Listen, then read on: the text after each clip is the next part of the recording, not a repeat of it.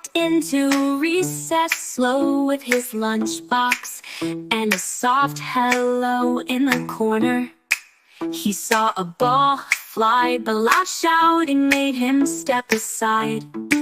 He likes to play, that's true as can be. Just needs a kind and quiet spree. Less loud noise, more love inside, and space to feel, not running high. Miguel loves wind brushing his hand and little birds singing on the land. He loves to laugh but not to yell.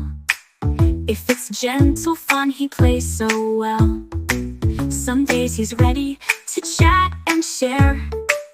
Other days he just wants to stare.